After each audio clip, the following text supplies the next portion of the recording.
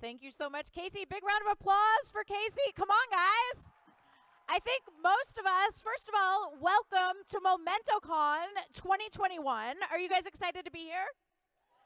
Who has had their tickets for 2 years? Woo! Me too. Who's had their tickets for 1 year? Anybody new?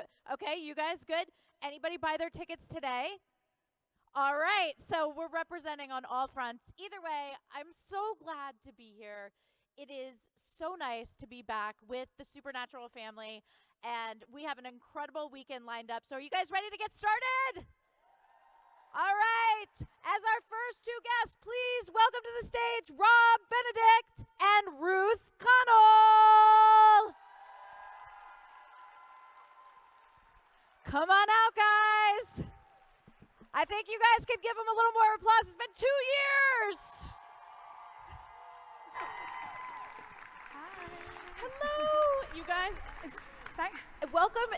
In case you didn't know, this is literally Casey's living room because he ordered all this stuff and then the pandemic hit. So it's really an intimate set. This is amazing. It's a really lovely living room. I love this. I like the sofa. Can I So take cool. I know it's real. It's very retro, and I feel Should I have a mat for the coffee table? Yeah, no, you're good. You're good. First of all, welcome you guys. Thank you so much for joining us. Are you guys excited to see them?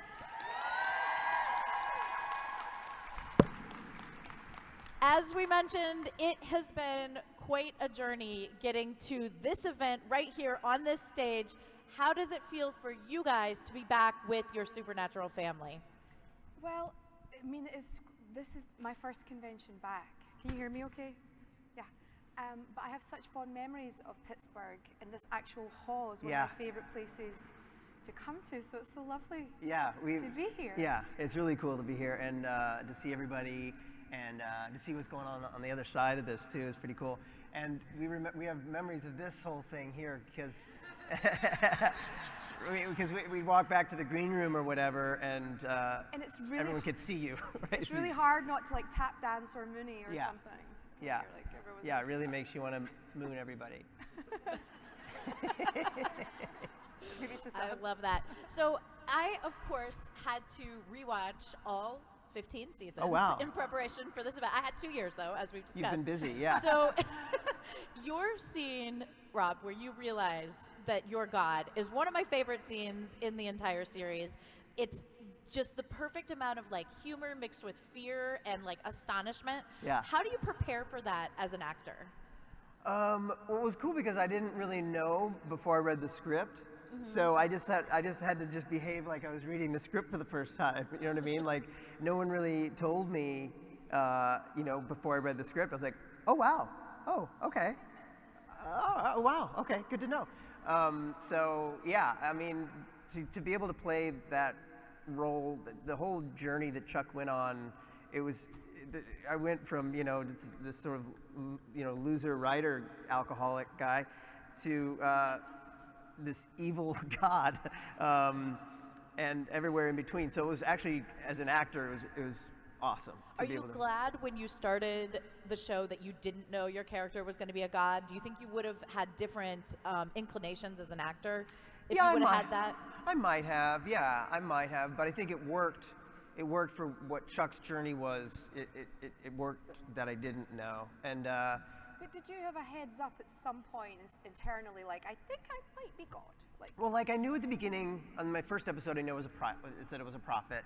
And then I knew I was God at the end of season 5 when I disappear. I'm wearing all white and I disappear. And that's when Eric Kripke was like, hey, you're God. And I was like, cheers, man. Cool. Sweet. Yeah. But and then I had to like keep it secret for like 5 seasons until I came back. So so it was that's what I knew. And then, but then when God went bad, I didn't know that until I got the script. I was like, what? What am I doing? Why? Don't you hate it when God goes bad? It's tough on everyone when that happens. Well, but that is one of the things that we're going to discuss. That's an interesting like exploration of the character, and not one that is often portrayed. So how did you approach like that dual side, the evil side of God? It was like being a strict father, because Chuck never loses his love for his creations. He's just kind of an egomaniac.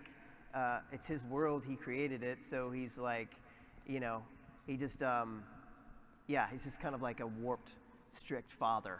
But and so I guess I just went to the part of myself, I'm not a strict father, but I'm a father, so, I know what it is to feel like you know better, you know what I mean? So I just kind of went to that place. And it was super fun to be able to hit the boys in my final episode. It was really fun to do that. So You've waited 10 years to do that. Oh, man. Yeah, long time coming. Oh, man. Jared, it was so fun. It was just so fun. I popped him. I got to I hit him in the chest or something. I accidentally really got him. And I was like, oh my God, did that hurt? And he's like, no. Cool. We're good. Okay, and Ruth, you play a 300-year-old plus witch. Yes, and we let those other decades just... Yeah, just kind of it round down, right? Round down. So what was it like for you as an actress, especially coming into the show later in the seasons, preparing for a role like that? It was so much fun to go back and watch a lot of the episodes, and before the audition, I had, it was on the Friday, so I had the weekend, and I cancelled everything, and I watched, I think, about 14 episodes that weekend, which I know for you is nothing. Like, that's just an average day. For me, that was a lot. Yeah, they're like, that's it? And trying to piece together, I'd worked out I had something to do with Crowley, because he had a Scottish son. I thought, I was trying to piece together, but the names were hidden in the audition sites. So after I got the job and the casting were like, by the way, you're Crowley's mum. And that was just, I told my friends that I'm playing the mother of the King of Hell, and they were like, of course you are. So it just gives you license to do anything. You can do anything from there, and it was so much fun. Like, that's the great thing about doing a TV show over a few years. You get so much time to explore and try different things, and it's just been so much fun. The whole thing was such a gift. It's not over. It's still going in my head. I'm still in hell. It's going really well. I'm like the really strict mother that nobody wishes they had. She sometimes tries to tell me that when we're having an argument. I'm the queen of hell, Like, well, but you bring up an interesting point, Ruth, is, coming into a show, after so many seasons, how do you do the Matrix? Supernatural's not a simple show to understand. You really have to be invested and understand the dynamics between the worlds. How did you you said you watched episodes. Did you also? I would read things fans said, and it would make me think of questions I hadn't asked myself. And there'd be things in the script, like it would say, I remember saying to Fergus that I hadn't seen him like that since the plague, and so piecing together some of the facts, and then trusting the people I was on set with, and if in doubt, asking Robin, who was props. She had nothing to do with continuity or the script, but you would ask her, she knew and everything. She would know. Yeah. And I would rely. Yeah, it was. There were certain crew members that knew, and Kevin, he was an AD, assistant director, and he knew everything. Oh, that was season 3, episode 4, blah blah blah blah. Yeah, and I shouldn't probably say this, but Supernatural, it's important what the knife is or where it's important, but for me it was always the intention and the people I'm playing with. Mm-hmm. It's what would carry me through. I think Rowena was always trying to play the game and have fun, and that was also sort of more important. She couldn't give a shit what the dagger really, it was like what she could do with it that counted. So that gave me license to not worry so much about some of the complicated mythology, which is probably a terrible admission. You all know way more than me. Well, I think that the fact that it was told with the backdrop of the mythology and the different worlds, but it was a very human story. you know, in the end. And that's what makes the show so relatable and lovable, I think. That's what sci-fi does. Yeah. It tells the most humankind stories, but using extraterrestrials or supernatural things. It allows people to empathize even more, I think. Yeah, I mean, that's the thing. It's like, I didn't, like for me, I never thought, you know, I mean, you have to make God a person. So, you know, like I said, I kept going back to sort of the father thing, and, you know, there's a scene in season 11 where I'm talking to Jensen and Dean, and he's saying, you know, why haven't you been there for us when things got bad? You weren't there. And he cried in the scene, and I remember it was a really emotional thing. And in that moment, I'm only thinking, I was actually thinking of my own father who left, and I was with Dean. I was like, I agree with you, man. But it really, like, I had to sort of channel that part of me that I had to put myself in the shoes of the father, the absentee father. But you're not thinking, I'm God. You know what I mean? You're thinking in a relatable way to something supernatural. Yeah, you simplify in a way. You just simplify it down to the simplest thing about what you want in that moment, and that's why I always come back to. That's really good advice as an actor, I think. I could talk to them all day, but I know you guys probably have questions. There's 2 mics in these 2 aisles. If you guys would like to line up, please do. Just be conscious of keeping a little space between yourself and the person in front or behind of you. And Ruth, while they're getting lined up, you ended up sacrificing yourself to save the world, which is not something that I saw coming with your character. Yeah, Rowena saw coming, no. How do you feel about the character arc and that was like the ultimate sacrifice? I'm so fortunate. Bob Behrens, Steve Yockey, Meredith Glynn, Andrew Dabb, you know, Eugenie and Brad. Like, I've been so fortunate with the writers, like carrying a torch for Rowena, but also I think at the timing of me coming into the show was a point in society where they sort of had to take care of the women more. I think there was something happening sociologically. So I feel really fortunate that that's when I came in, and that my character had the propensity to follow through and be seen to you know, and taken care of. And so honestly, I really saw it as a thing for all the people watching, for all the women watching and the men watching. Like, this woman gets to be the queen of hell. She gets to grow as a person. She gets to find more depth. She gets to care. She gets to be vulnerable, and then be strong. It's not about playing a strong woman, but get to be this multi-dimensional, multi-layered character who isn't perfect and who gets by with the skin of her teeth a lot of the time, but then who still finds her place. And I just wish. I think I was supposed to be in it more, but with lockdown and COVID and everything else, you know, I didn't actually get to go back to hell and do more stuff. And I'm still carrying a torch for that somewhere inside me, that, you know, to see more of Rowena doing her thing. But the fact that she got to land there in that place was one of the most gratifying things. I can't complain at all about. I have no complaints about that. It's just I'm so happy. It's your heartbeat. Shouldn't have put it there. That was a really bad place to put my mic. But yeah, I was super gratified. Yeah, it was a wonderful like culmination of the character. For myself, for Rowena, and for everybody watching, hopefully. Yeah, definitely. Okay, we're gonna start over here. Hi, how are ya? Hi. You just kind of answered my question. Great.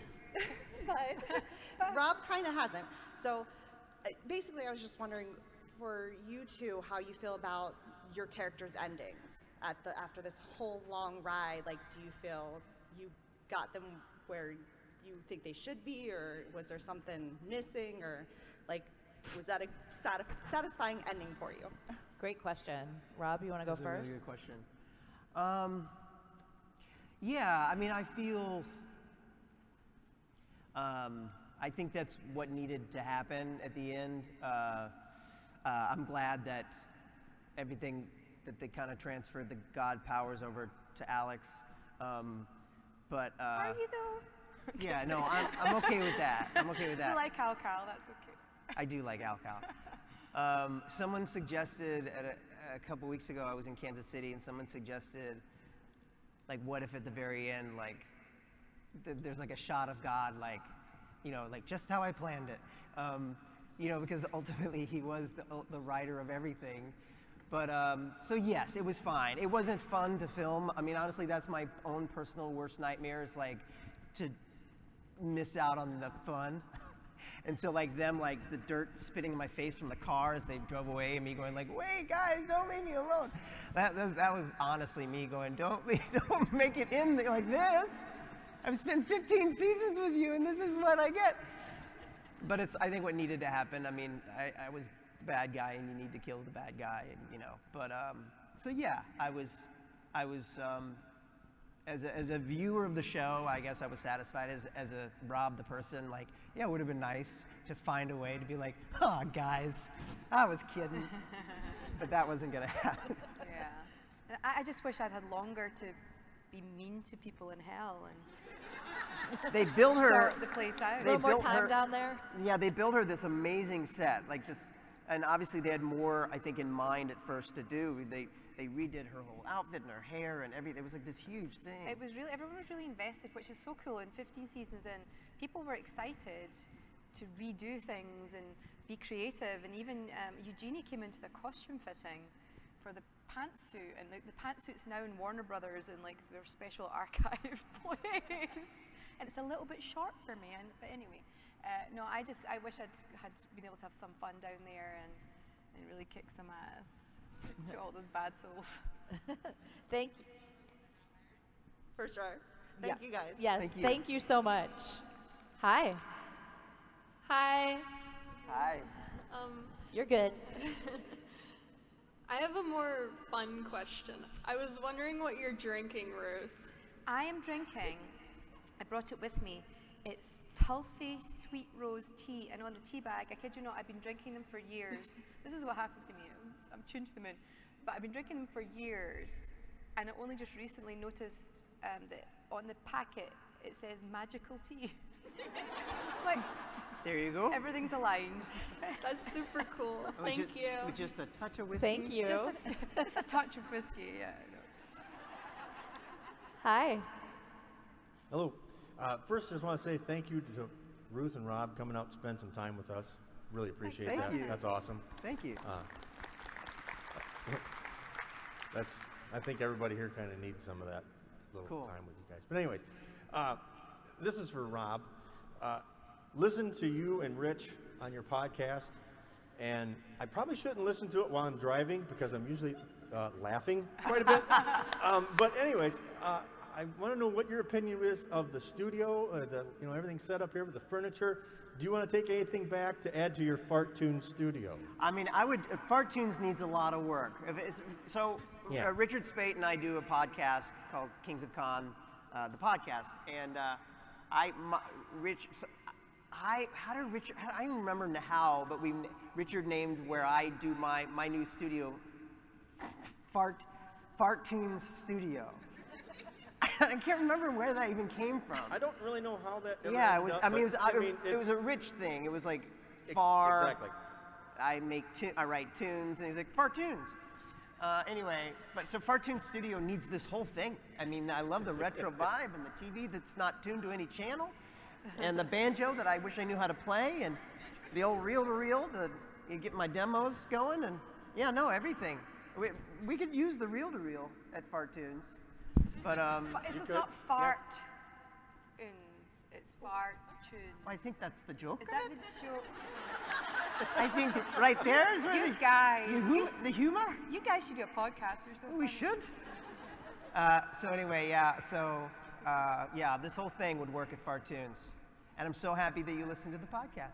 I'm so happy you guys keep putting it out there. It's been fun. That's You know, yeah, I mean, when lockdown happened and we were doing 12 conventions a year and sometimes more, and so we were like, well, we got to do something with this energy. So we've started doing this, every week. And I kind of feel like I should do a plug for Silver Lake Wine, though. yeah, well, appreciate it. For people who don't know, when does the podcast drop? Does it drop each week? It varies, but like Tuesday or Wednesday, and and if wherever you listen to podcasts, just search for Kings of Con. Can I just tell you how much time Rob spends on those tunes and editing it and everything else? It is a week-long I endeavor. imagine so. I write a lot of like new little teeny little songs. And Yeah, and if you're not recording the podcast, you're arranging recording the podcast, or arranging the Monday morning mop-up, or doing the... we're trying to find Richard. Trying to find Richard.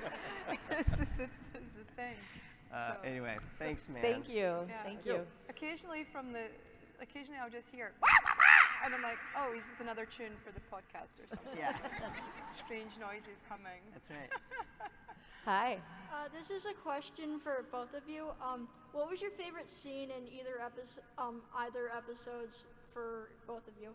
Of all the episodes Of we did, all the episodes you guys are in. what's your favorite scene? you've Or ever- maybe like even most difficult, or any scene Sticks that out in your stands mind. out. Gosh. Favorite scene. I mean, the hardest scene to film, which is the opposite of your question, was the scene, and there's now outtakes of it, where they didn't think this through. They put us all in a dark room downstairs, facing each other in a circle. Near the end of filming, Jared, Jensen, Misha, Alex, and me, we all had to look at each other and talk to each other. And when you've got that many people, you have to do that much coverage. Everybody has to do it like 6 times. And I accidentally said vulva rather than vulvo. And that was pretty much the end of filming for that day. And I hadn't broken. I had been well behaved on set for over 5 years, and those geezers had not broken me. And I just couldn't breathe, and I hyperventilated, and the heat coming. Jensen was like, "Whoa!" The heat coming off me because I was trying so hard not to laugh. Wait, so I was crying. what's laughter. vulvo? I was saying Latin. A Latin thing, right? And like. Right. And I just had said it so many times. Yeah. It's hard. I mean, if you do something like that and Jared is in the room, it's over. Jared was having a day. I mean, there's footage of him getting fans and everything. I mean, it was just insanity. So that was memorable, and it was incredibly difficult, but very fun. But also, I think that's a good example of like, we had so much fun with each other, and They just loved that they had broken me, yeah. finally. Yeah. For me, the scene that comes to mind, an episode that's kind of special for me personally, is the episode I did with Curtis Armstrong, Don't Call Me Shirley, and when I got to sing the song Fare Thee Well at the end of the episode. It was just like nothing else I've ever really done, certainly in TV, just to be able to, on a stage, play a song. They shot it all live, and I didn't like go in later and record. That was all the performance, and they did 2 takes, and that was it. And so it was very live, very in the moment, and very emotional, and it just was like this moment that was shared between me and the crew and Curtis, and it was just a really cool moment that I'll never forget. And Curtis is one of the dearest people you could ever Yeah. do a scene with. Yeah, and I was such a fan of Curtis's, and before I did that episode, and it was like doing a play with him. I mean, again, in TV, you don't normally get that much time to talk, and there's these 2 characters talking about these huge things, and it was like a great little 1-act play. Have you all heard the commentary on that episode? Do you know what I mean? The DVD commentary? It's really worth listening to. Both Curtis and Rob talk about filming that scene. It's what I went and listened to it because I had to do the voiceover. It's really fun if you haven't heard it. Oh, cool. I don't think I've So heard check out the commentary on that. Yeah, Love I that. forgot I did that. That's what, You were really thank good you. in it. Thank you so much. Hi. Hi. My question is for Rob. I was wondering what you thought of what they did to Becky, and where she really went, or did you kill her, or what you thought of Dodd doing that?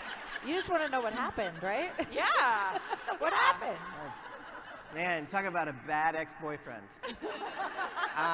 Well, he says she's not dead, she's just away. She's just away. Okay. Away. Away. I thought it was pretty wicked. I was really happy that she came back and we got to do that whole episode together. That was really exciting. And yeah, I mean, I think She came out of retirement to do it. she Pretty much. did, yeah. And she's so good. I just think she's really good. And Emily, and I thought that was a wicked thing for him to do. But I thought it was really good at illustrating. Wow, this God is not kidding around. Like things are going to go bad. And Definitely. Yeah. So yeah, no, I just thought that was just like so wicked. And I know people have told me they're really not a fan of Chuck at the end of the show, but I had so much Can't imagine fun. why. Yeah, no, he's a dick, but I just had so much fun playing that. It was just so much fun to do because I never, well, now it turns out that's all I do is play bad asshole guys, but I just, as a person, I'm never like that, so it's really fun to get That's to be good. like really bad. So I felt bad about it, but she's not dead. She's just away. Well, that's good then. That's good. She's just away. Yeah, she can yeah. come back. Away forever. We know. Forever. And that's what I'm saying at the very, very, very end of the show. Chuck should have come on and been like, kidding, or whatever. Like, That would have been perfect. yeah. Thank Thank you you. so much. Thanks. Thank you. Great question. Hi. Hi, my question's for Ruth. A couple of months ago, we met Emily Swallow, and she was saying how you and her had a scene in a silo, Yes. and you guys tried to prank the guys. Yes. You know what I'm talking about? Yes. I wanted to hear your You side want to of hear that my story. version? I want to hear your version. Oh man, so we're in this silo. It still smelled of sulfur, really dank, and we're both in long dresses that are soaking up everything that's been on the ground for centuries, it felt like, and it was seeping up and slapping against our wet legs. And Emily has no sleeves on. It's like so cold and miserable, and we're like, why are we not in a spa? Like these characters would meet in a spa. They would meet Right. in a Why not silo. in a silo? Like, whose idea was this? Anyway, and we thought we would just sort of cheer things up a little bit. And the boys are always pranking, as you well know. And so anyway, I was supposed to be doing this kind of Reiki thing over Emily's body. And I said to Emily, maybe I could just do this and I'll just like gently cup your boobs and like. And she was like, do it. So we went to do it. It was Phil Segrisha directing, so I kind of did the thing, and I just was like that, and nobody laughed.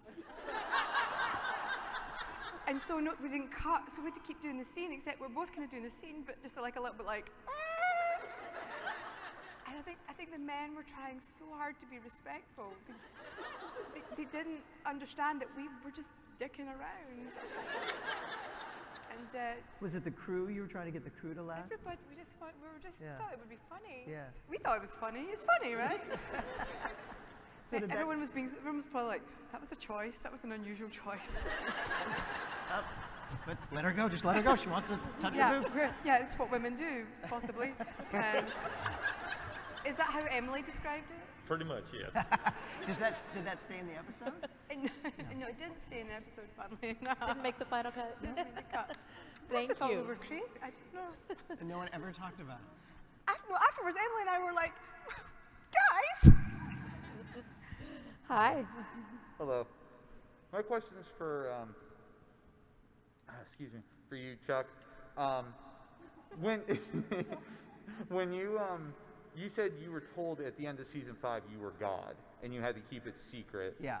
until you were revealed. Right. Was there ever a moment you like slipped up, or almost told someone, or you did tell someone, and you were like, "Shut up! Don't tell anyone about this." Well, Just in maybe the some eyes. people in a meet and greet might be able to tell me if I did that or not. But I really tried. Because I did a lot of conventions between season 5 and season 10 when I kind of came back and hinted that I was God.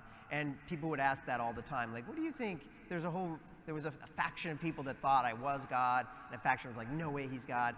And so they'd ask me what I think, and I would always be like, well, I think he's God, but I want you guys to have your own. Because that's what Kripke said. He was like, let the fans have their own theories of what you are. Don't say anything. So I would say like, I mean, if I had to guess, I'd say probably yeah. But you guys, whatever, so that's kind of how it'd be. But yeah, towards the end, I might have slipped up a little bit and been like, okay, yes, it's me. Yeah. But anything from the show, when I would come to a convention, I would be so terrified of saying the wrong thing. I would guard things so closely that I wouldn't really say very much. But then you hang out with Misha more. He takes Misha will pictures say of everything and posts spoilers whatever, of everything. yeah. We're like, maybe we can relax a little. True. Oh, I would be, yeah, it's just you're scared to death you're going to say something when the show's on and you've shot something and it's not aired yet. when I came back for season 10 and they just did this little cameo in the episode where they put on the play, and it was episode 200, and it was a real secret that I had come back and done this. And literally, I was driving to set, and they covered me with a blanket in the back of the car because there were fans hanging out outside of the set, and they didn't want anyone to know. And it was so. That's exciting. So yeah, it was very exciting. But then at conventions, the next week, they're like, so what's going on? I'm like, not much. Just not. I haven't just been to Vancouver. I'm never not in Vancouver. So yeah, so I was always scared I was gonna slip up. Yeah. That's Thank you. amazing. Yeah, thank you. I love that you went to set under a blanket. Yeah, under a blanket? It's so late. Yeah. Rock star level. Yeah. Absolutely. Hi there. Hi, little buddy. How are you? Hi. Ask ahead. Ask. What's the Funniest thing. what's the funniest thing that you saw on set? What's the funniest thing they saw on set? What a good question. That you could tell a child. Oh, not much. The funniest thing. Oh man, there were a lot of funny things. Jensen and Jared are very funny guys. Let's see. Well, Jared liked to fart. Yeah, I know. It's funny. When the camera was on you and not on him, he would fart. So the camera's on you, and you're laughing at him farting, but the director who's watching the monitor didn't know that he farted. So the director's going, "Why are you laughing, Rob? You're wasting time." And I'm going, it's not me, it's him. One of the funniest things I saw, it was the first time I was really spent time in the car in Baby. And Jared and Jensen would sit in the front seat and watch their own blooper reels over and over again. I thought that was pretty funny. they would really watch them. And when Jensen would reverse the car back to retake the shot, he didn't need to screech it, but he would. And it's like, we're not on camera. You don't have to drive like Dean, but he still did. So that was pretty funny. Boys and their toys. Yeah. Thank you so much. We have about 5 minutes left, so I think if we go quickly, we can get through everybody here. Yeah. Hi. Hi, my question is for Ruth. Throughout Supernatural, was there ever a favorite spell you did? Yes.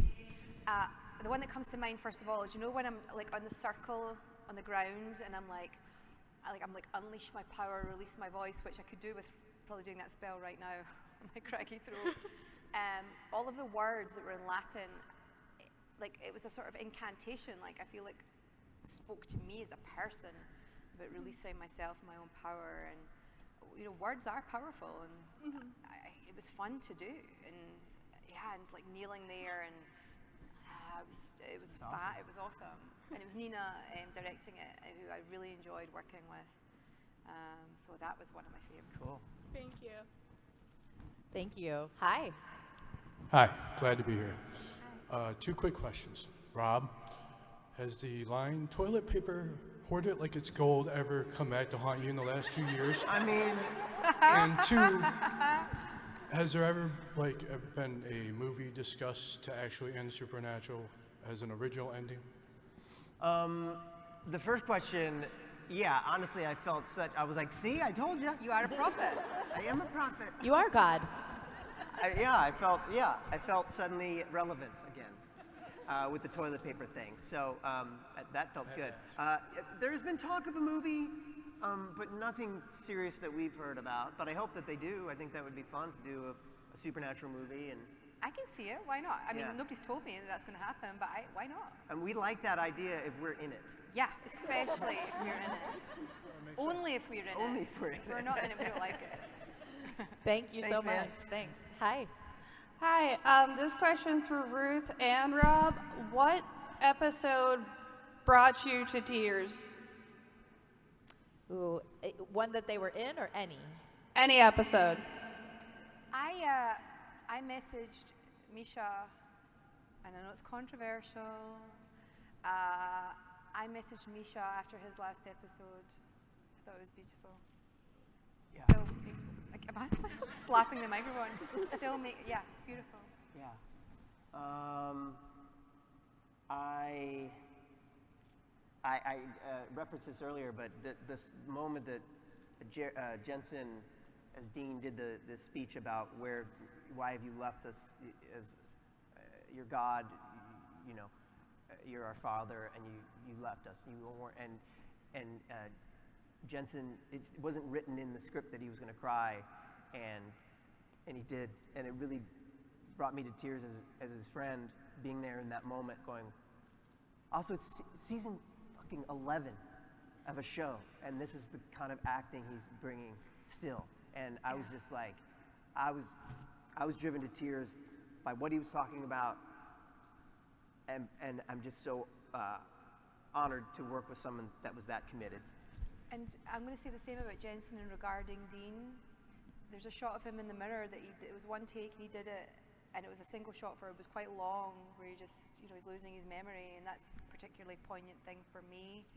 And just watching that, I was moved. And working with Jared in the scene where in the episode where Rowena sacrifices herself, Jared gave me everything he had at that point too. So, yeah, there's so many times I've been moved to tears, and those Leviathans moved me in a different way to tears. Thank you so much. Thank you. Thank you. Hi. Hello. So, hey, Rob, I wanted to ask you about, speaking of villain roles that you're playing recently, Vincent. So I know you can't say all the thing because more is coming out next week, but I just wanted to let you know, I just wanted to know, I mean, I know you have like some experience with French and like how that role was for you. Like, what was it like? Yeah, it was she's talking about a role I played on Lucifer, where I was another bad guy who's trying to bring a showdown. But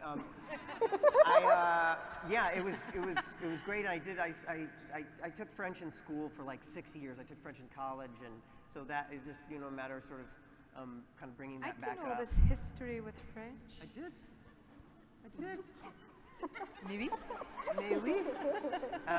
Anyway, and so yeah, it was again, it's fun to play bad guys because I don't feel like I'm that in real life, but it's fun to sort of channel that energy. So yeah, and so stay tuned. There's a lot more that character gets to do in this coming season. That's fun. Ooh. Thank you so much. I really appreciate it. Thank you. And last but not least, hi. Hi. So my name is AJ, and I am a writer and a researcher, and I write about popular culture. And so I think this question might be better directed at the writers of this show, but from what I can tell, you would be in on evolving conversations about the show.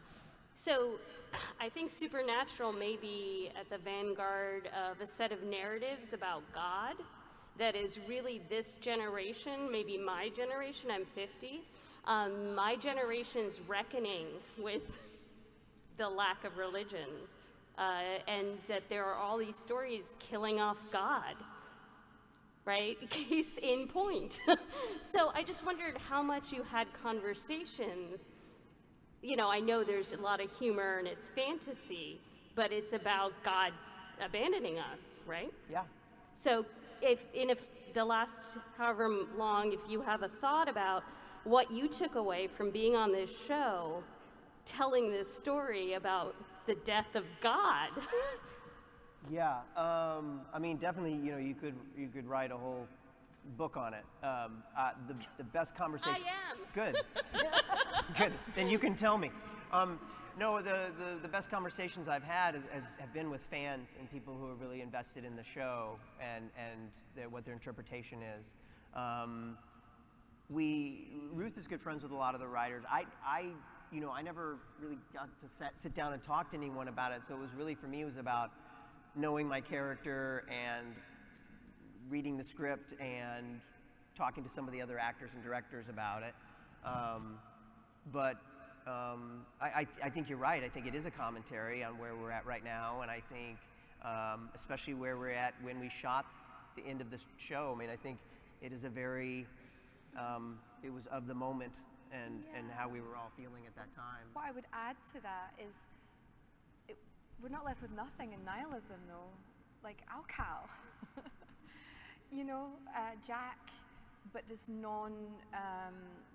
not this unferocious God who's not going to punish necessarily, who's going to leave it up to your own kind of karmic journey, is sort of in the zeitgeist, I think, with a lot of my Christian or spiritual friends or myself. So I do think the writers... There was hope at the end through Jack. It's not nihilism at the end. Yeah, but yeah, definitely we got to see people playing out, being angry at God and our situation and wanting to beat him down and change things. And ultimately we have Jack. And then, there's hope. And there is hope. And Alcal is just like, I'm not being funny, like as a younger person, you know, he's such a thoughtful person. I do think it's a generational thing where we were like, okay, here's this person who's got a slightly different take on things. Right, but I mean, I get You're pretty awesome. young at heart. You did a great job for like a millennia. Yeah, for a very long time. Yeah, that's cool. That's cool. Very long. That's cool. Thank you. What a great way to end this conversation. Thank you so much for that. And thank you guys for coming. And Rob and Ruth, thank you for kicking off this weekend. Thank you. One more big round of applause for Rob Benedict and Ruth Connell. Look forward to seeing all of you this weekend. Thank you.